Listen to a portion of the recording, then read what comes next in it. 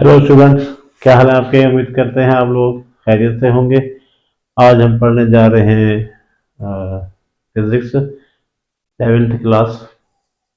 और ये टॉपिक आपका मैट्रिक में भी है, जैसे 10th क्लास में भी है।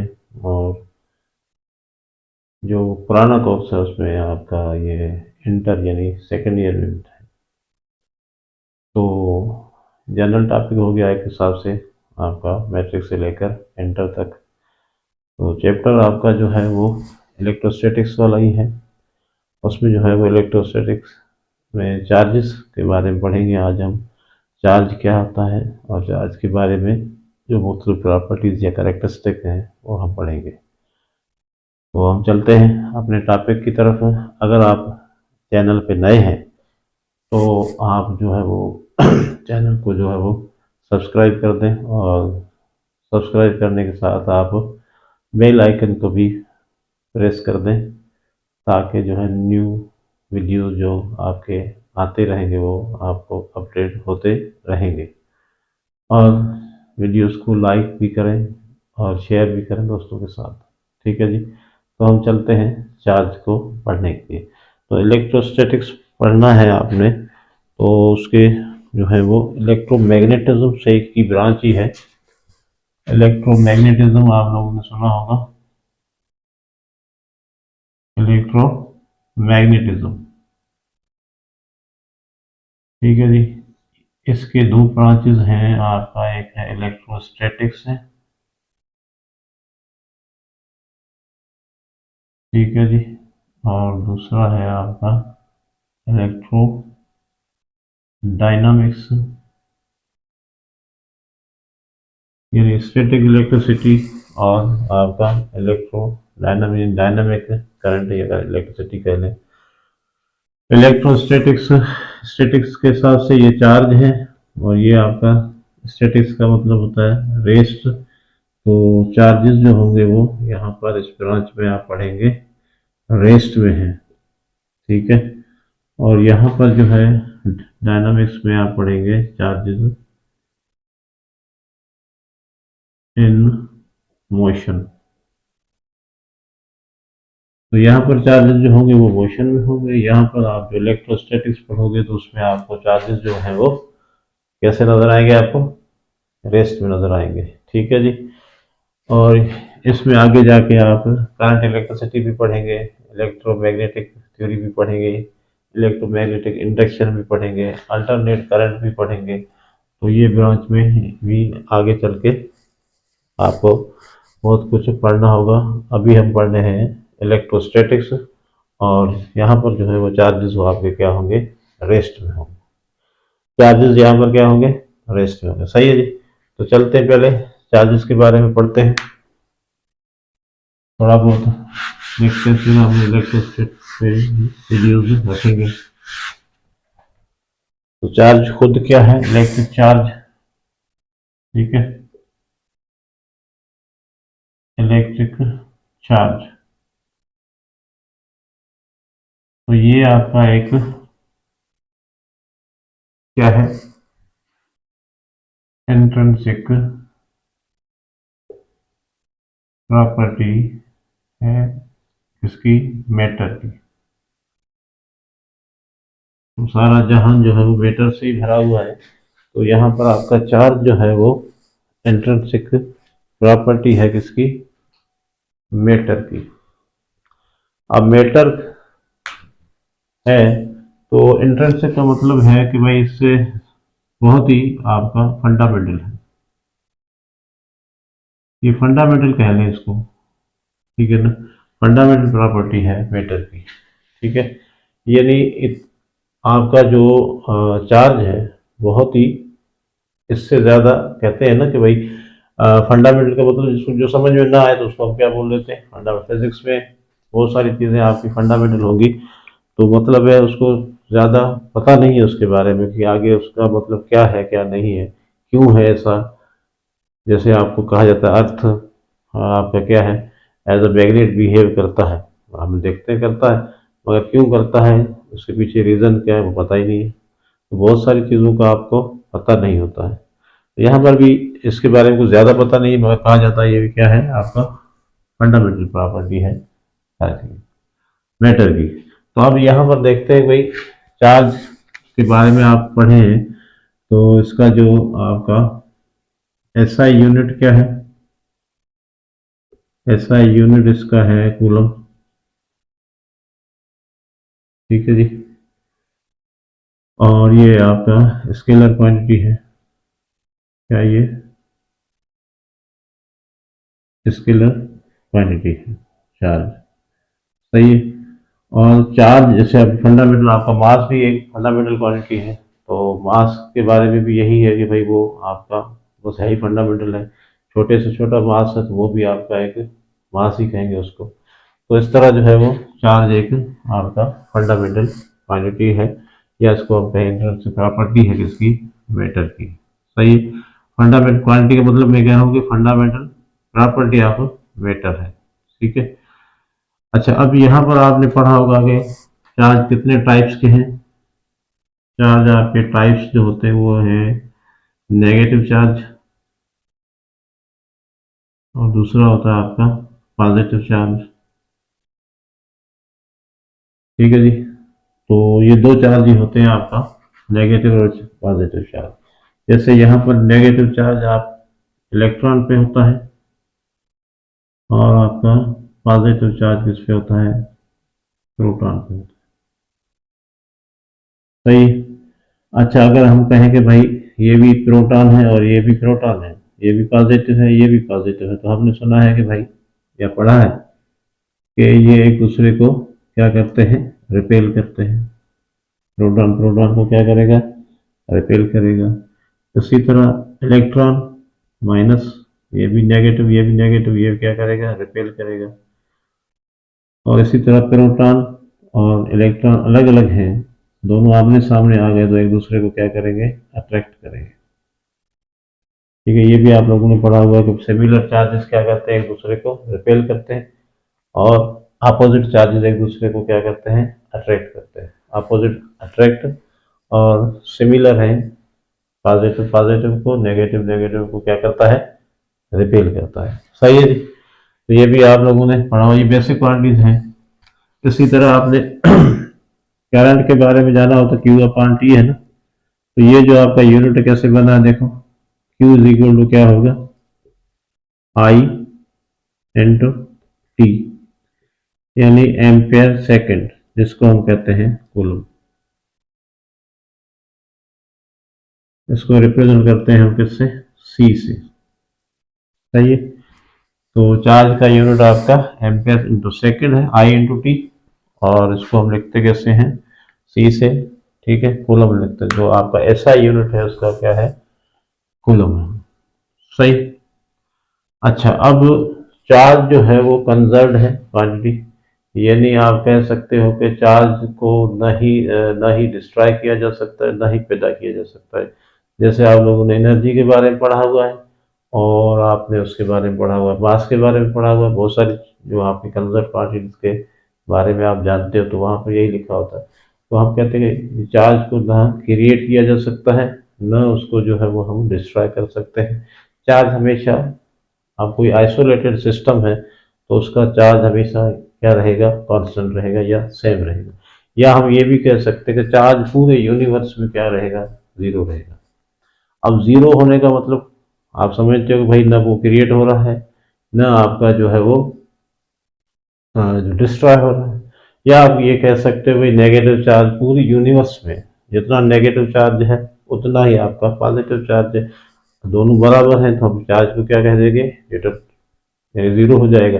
तो पूरे यूनिवर्स की अगर बात करें तो चार्ज क्या होगा आपका, जीरो होगा। इसी अमल को हम, या इस पूरे लॉ को, या इस पूरे कंसेप्ट को हम कहते हैं कंजर्वेशन ऑफ चार्ज। सही है। तो चार्ज आपका पूरे यूनिवर्स में क्या रहेगा, जीरो। या आप ये कह सकते हो कि कोई भी आपका जो है सिस्टम है, आइसोलेटेड सिस्टम है, आपने एक अलग थलग सिस्टम बनाया, तो उसके अंदर जितने भी चार्जेस हैं उसको आप कितना भी आगे पीछे कर लें, कोलाइड कर लें, कुछ भी कर लें, दौड़ा लें, मगर उनका अल्टीमेटली चार्ज जो है वो क्या रहेगा, वही रहेगा जो पहले था, बिफोर प्रोसीजर और आफ्टर प्रोसीजर, जो भी आप उसके साथ करते हैं। तो चलते हैं कंजर्वेशन पे। कंजर्वेशन जो है आप लोग को अच्छे से पता है।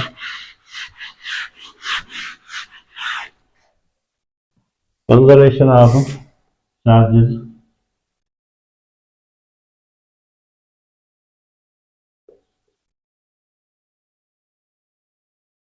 तो यहाँ पर हम क्या कह सकते हैं कि डेफिनेशन तो मैंने आपको बता दी है। Charge neither can be created nor destroyed, यानी चार्ज, टोटल चार्ज ऐसे कह लें, टोटल चार्ज इन यूनिवर्स,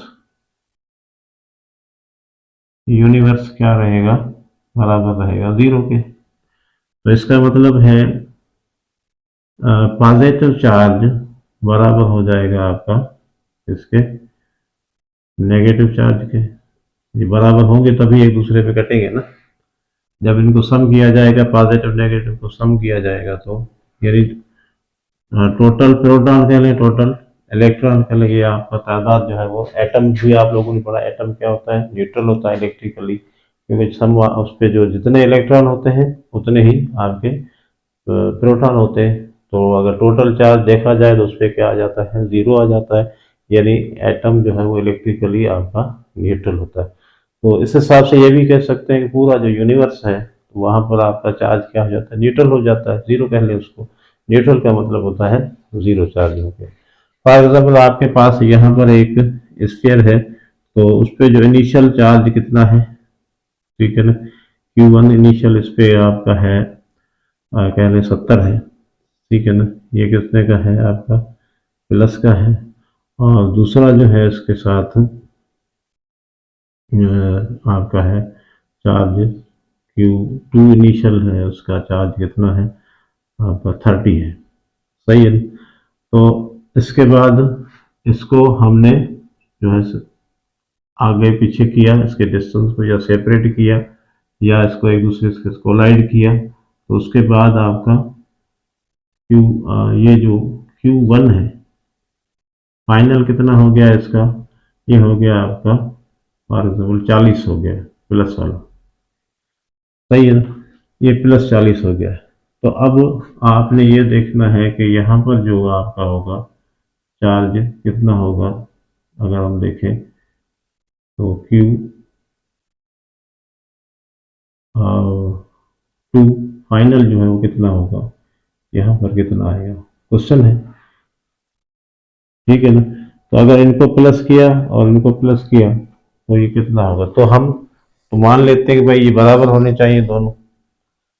अगर ये चार्ज कंजर्वेशन ऑफ चार्ज के हिसाब से ये पहले जितने थे उतने ही बाद में होने चाहिए, तो इस हिसाब से हम कह सकते हैं भाई यहाँ पर आपका Q1 initial plus Q2 initial is equal to होगा Q1 final plus Q2 final के। तो ये कितना है, प्लस का 70 है, और ये कितना है आपके पास प्लस का, सॉरी ये माइनस कर ले इसको, ये माइनस का 30 है, और ये कितना हो जाएगा आपका 40 है प्लस का, और तो ये आपको मालूम करना है, सही है जी। तो यहाँ पर देखें 70 में से आप 30 को माइनस करेंगे तो ये कितना आ जाएगा 40, कितना आ जाएगा 40, सही। और यहाँ पर आपका कितना है 40 है, तो ये आपका कितना हो जाना चाहिए Q2F, सही। तो 40 को इधर भेजेंगे तो ये हो जाएगा 40 minus 40 is equal to Q2F। तो यहाँ पर ये कितना होना चाहिए आपका 0, तो यहाँ पर ये आपका आ गया Q2F कितना आ गया 0, सही। अब यहाँ पर आप रख के देख लें Q2F कितना आया है 0 आया है, तो 70 में से आपका 30 गया तो आपका 40 आ रहा है। इसी तरह 40 प्लस 0 करेंगे तो ये आपका 40 आ गया, ठीक है। तो हमने ऐसे रैंडमली अपने वैल्यूज रखे, आप कोई भी वैल्यूज रख लें उसमें, तो ये दोनों जो है वो आपके साइड बराबर हो गए। तो इसका मतलब है चार्ज बिफोर और आफ्टर जो है वो आपका क्या रहा है, सेम रहा है किसी भी सिस्टम में। अब कह सकते हैं वही आइसोलेटेड सिस्टम है, आइसोलेटेड सिस्टम है, उसमें चार्ज जो आपका होता है उसमें चार्ज जो है वो आपका क्या रहेगा, कांस्टेंट रहेगा, उसमें कोई तब्दीली नहीं आएगी। तो ये एक दूसरे में शिफ्ट हो सकता है। देखें यहाँ पर आपका Q इनिशियल कितना था, आपका 70 था, अब कितना हो गया, आपका 40 हो गया। तो इसमें चेंज आया है, चेंज कितना है, यहाँ रिड्यूस हुआ है, सही है ना। तो ये आपका कितना था, Q2 आपका माइनस का था, तो यहाँ पहुंच के आपका क्या हो गया, Q2 और फाइनल कितना हो गया, 0 हो गया। तो आपका चार्ज जो है टोटल कितना रह गया है। यहाँ पर कोई भी नंबर आप लिख सकते हो, यानी हमने ये साबित करना होता है कि कंजर्वेशन वाकई होती है, चार्ज जितना पहले था उतना ही आपका बाद में रहता है, सही है ना। तो आप कोई भी इसमें एग्जाम्पल लिख सकते हैं। तो टोटल जो आपका चार्ज है यूनिवर्स में क्या रहेगा, आपका कांस्टेंट रहेगा। क्या रहेगा, कांस्टेंट रहेगा। या आप पहले पूरे यूनिवर्स में चार्ज कितना है, आपका 0 है। उसकी वजह क्या है कि जितना नेगेटिव चार्ज होगा उतना ही आपका पॉजिटिव चार्ज है, हिसाब किताब बराबर है। इस वजह से हम कहते हैं कि कंजर्वेशन जो चार्ज, सॉरी आपका जो चार्ज है वो हमेशा सेम रहेगा। ठीक है जी। अब आते हैं अगला जो है प्रॉपर्टी इसका क्या है, आपका है सॉरी क्वांटाइजेशन है। अब क्वांटाइजेशन का मतलब क्या है वो भी हम जानने की कोशिश करते हैं। तो ये तो आपने सीख लिया कि भाई कंजर्व चार्ज क्या है, कंजर्व्ड क्वांटिटी।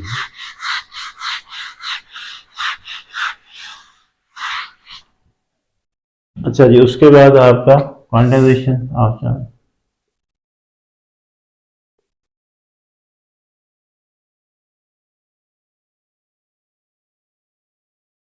क्वांटाइजेशन का मतलब क्या होता है कि भाई आपका चार्ज हमेशा फिक्स अमाउंट में रहता है, ऐसा कह लें। चार्ज हमेशा क्या रहता है, चार्ज ऑलवेज रिमेन्स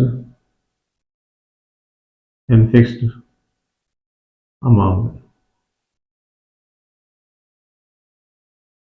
आप कोई भी चीज़ है जो फिक्स अमाउंट में होती है तो उसको हम कह सकते हैं क्वांटाइज्ड है भाई। वो उसमें वो हम उसको, जैसे फॉर एग्जांपल एक इलेक्ट्रॉन है, इलेक्ट्रॉन एक ही है, उस पर चार्ज फिक्स होगी, है ना। अब इलेक्ट्रॉन अगर आपने कहीं से उठा के ले आने तो आप 1.5 इलेक्ट्रॉन नहीं ले आ सकते, या आप कहते 1.5 इलेक्ट्रॉन नहीं हो सकते, क्योंकि इलेक्ट्रॉन इतना छोटा है, इतना बहुत छोटा होता है, जिसको फंडामेंटल अगर चार्ज है तो हम कह सकते हैं भाई जो स्मॉलेस्ट फंडामेंटल चार्ज है वो किस पे होता है, स्मॉलेस्ट फंडामेंटल। ये फंडामेंटल चार्ज किसको कहते हैं, इलेक्ट्रॉन को कहते हैं, जो आपका नेगेटिव चार्ज है, smallest fundamental charge on electron. ठीक है ना। ये कितना होता है आपका 1.6 इंटू 10⁻⁻19 कूलम। तो इसको ही फंडामेंटल कहा जाता है। ये आपका क्या है, इंडिपेंडेंट है। ये क्या है आपका, इंडिपेंडेंट है। यानी अब आपका जो है वो ये हमेशा इसी में रहेगा। अब एक इलेक्ट्रॉन पे इतनी चार्ज होती है, एक इलेक्ट्रॉन पे इतनी ही चार्ज हो जाती है। यानी इसको अगर आप कहें कि भाई एक इलेक्ट्रॉन को आधा करके ले आओ, वो बहुत मुश्किल है। इससे ज़्यादा आपका कम, इससे ज़्यादा हो सकता है, मगर इस सूरत हाल में फंडामेंटल जो चार्ज कहा जाएगा वो किसको कहेंगे हम, इलेक्ट्रॉन वाली चार्ज जो 1.6 इंटू 10⁻⁻19 है। तो इससे छोटे भी आपके एटम के अंदर आगे चल के हम पढ़ेंगे, छोटे भी होते हैं, इससे भी छोटे, इलेक्ट्रॉन से छोटे भी पार्टिकल होते हैं। तो ये आपका क्या है, fundamental charge. Fundamental charge electron की चार्ज को कहा जाता है, उसकी जो अमाउंट कितनी है 1.6 इंटू 10⁻⁻19 कूलम है।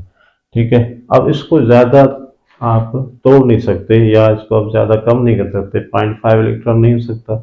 तो इसका मतलब ये हमेशा ऐसे ही मिलेगी। अब क्वांटाइज क्यों कहा जाता है, अब मैं कहूँ कि भाई इलेक्ट्रॉन आप 2 इलेक्ट्रॉन हो सकते हैं, 3 इलेक्ट्रॉन हो सकते हैं, 4 इलेक्ट्रॉन हो सकते हैं, ये नहीं हो सकता 1.5 इलेक्ट्रॉन नहीं हो सकता, क्योंकि आपका इलेक्ट्रॉन आपका एक एक क्या होता है, पार्टिकल है, उसको हम तोड़ नहीं सकते, सही है। तो इस वजह से चार्ज क्या होती है, हमेशा क्वांटाइज होती है, ये नहीं 1.5 ही कभी नहीं होगा।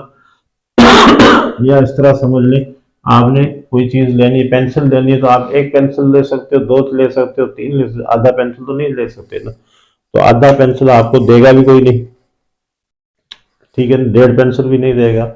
इसका मतलब ये हुआ कि पेंसिल हमेशा आपका किस में होगा।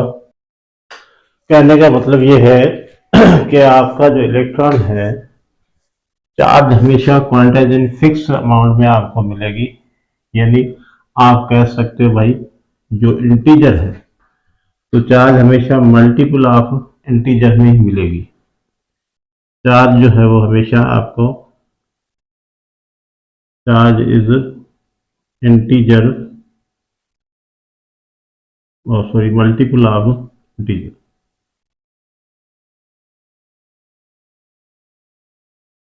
मल्टीपल ऑफ इंटीजर, ठीक है ना, इज ऑलवेज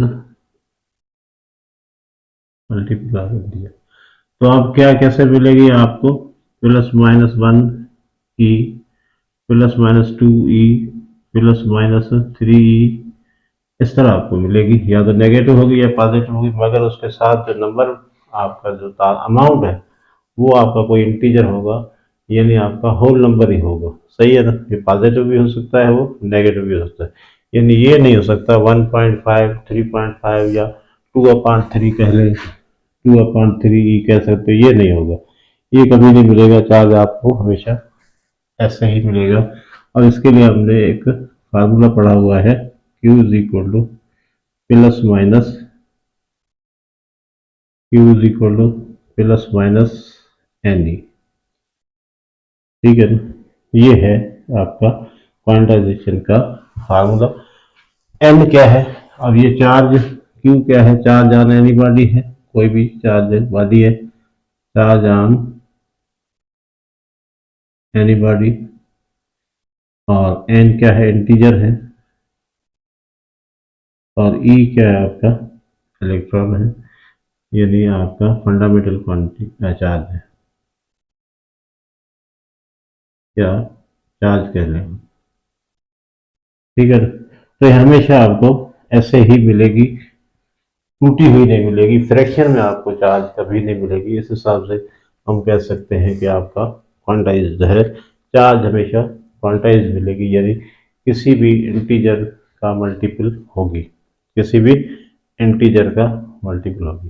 तो ये कुछ चीज़ें थी फंडामेंटल्स, सॉरी कैरेक्टरिस्टिक थे, जो चार्ज के बारे में आपके पास जहन में होने चाहिए, ताकि जब आगे पढ़ोगे आप इसके बारे में, तो फिर डायनामिक इलेक्ट्रिसिटी भी पढ़े या आप इसमें पढ़े इलेक्ट्रोस्टैटिक्स में पढ़े, तो चार्ज के बारे में ये वाली जो कंसेप्ट है वो होने चाहिए। इसके अलावा भी कुछ कंसेप्ट हैं, वो नेक्स्ट लेक्चर में मैं आपके साथ शेयर करूंगा। ये बहुत ही बेसिक कंसेप्ट थे। और चार्ज आपका कितना होता है एक इलेक्ट्रॉन पे, वो भी आपको बताया, 1.6 × 10⁻19 कूलम होता है। तो इतना ही आपका प्रोटॉन पे होता है। तो दोनों का जो अमाउंट ऑफ चार्ज है बराबर होता है, मगर एक दूसरे के अपोजिट होता है। एक प्लस, प्रोटॉन का प्लस में यानी पॉजिटिव, और आपका इलेक्ट्रॉन का नेगेटिव होता है, ठीक है। तो यहाँ पर एक और कंसेप्ट भी है कि भाई आपका, जैसे हम आगे चल के पढ़ेंगे, न्यूक्लियर फिजिक्स में भी पढ़ेंगे, तो चार्ज आपका, एक कंसेप्ट आपका था जो दिया था, आइंस्टाइन ने दिया था। वो आइंस्टाइन ने दिया था कि भाई आपका E is equal to mc², सही है ना। तो वहाँ पर लॉस ऑफ जो है वो एनर्जी रेडिएट होती है कहीं किसी बॉडी से, तो मास क्या होता है, डिके की तरफ जाता है। तो आपका चार्ज क्या वहाँ पर लॉस होगा, यानी वहाँ पर क्या इलेक्ट्रॉन जो है वो जैसे आपका सॉरी आप रेडिएशन में आप पढ़े, इलेक्ट्रोमैग्नेटिक वेव्स पढ़े, तो वहाँ पर भी जो है क्या होगा, तो उसके लिए हम जो है वो नेक्स्ट लेक्चर में जिक्र करेंगे कि ऐसा क्या होता है, और वो एक्चुअली क्या था। E is equal to mc² के बारे में भी जानने की कोशिश करें। तो मिलते हैं नेक्स्ट वीडियो में।